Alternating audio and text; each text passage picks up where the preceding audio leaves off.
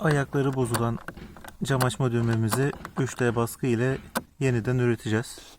Kapı döşememizi yerinde tutan iki tane vida var. Biri burada, biri burada. Önce kapaklarını açacağız.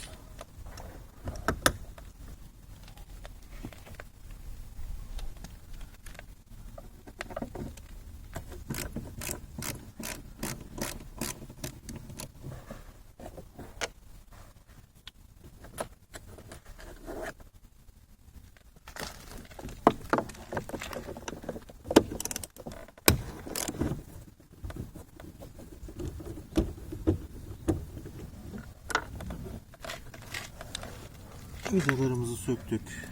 Şimdi kapı kolu çerçevesini çıkaracağız.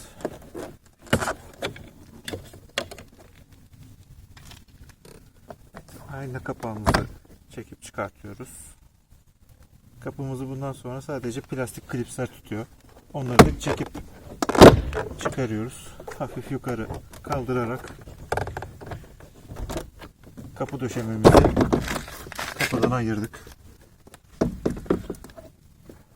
Cam düğmemizin soketini de çıkarıyoruz. Evet, kapı döşememiz çıktı.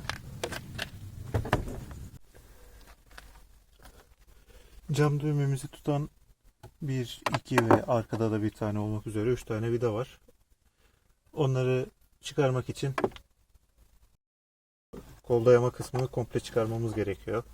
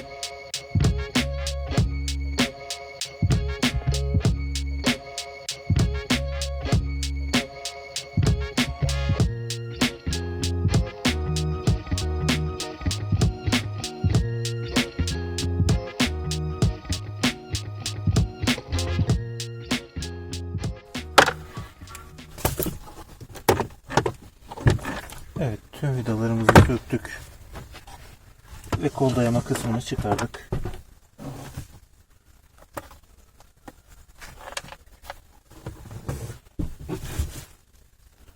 Ardından düğmenin bağlı olduğu plastik parçayı çıkaracağız.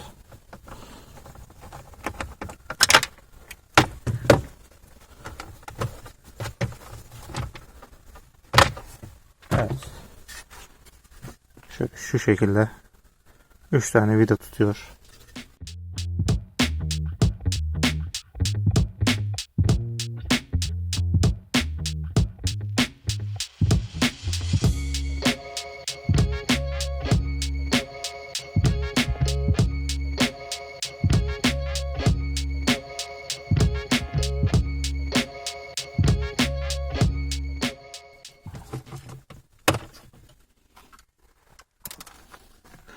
Evet, görüldüğü üzere bir tarafı sağlam olsa da bu tarafı kırılmış ve artık yerinde tutmuyor düğmeyi. Bu düğme kısmını komple yeniden üreteceğiz.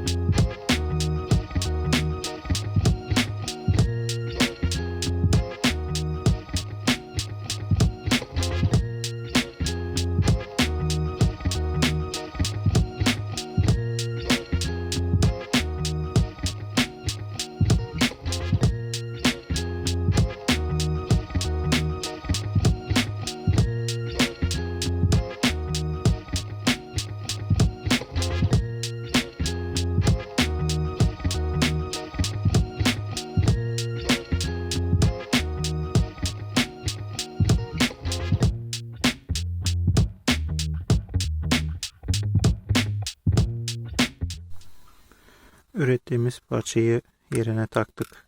Artık daha sıkı ve düzgün çalışıyor. Şimdi söktüğümüz sırayla hepsini geri toplayacağız.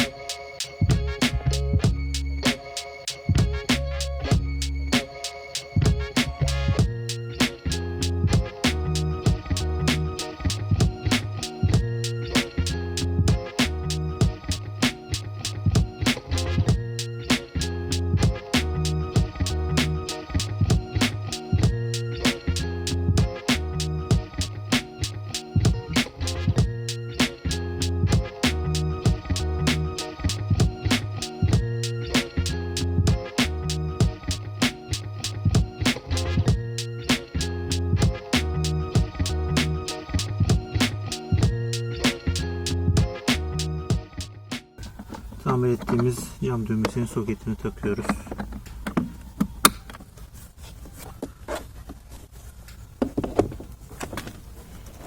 Şöyle önce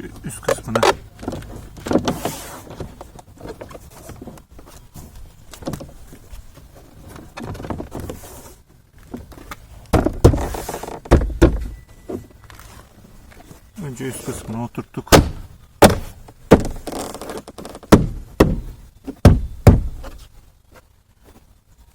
Evet. Ayna kapağımızı takıyoruz.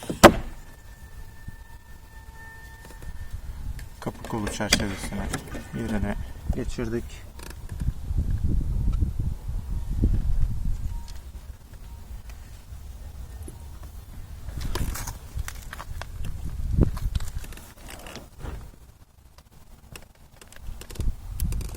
Vidalarını geri takıyoruz.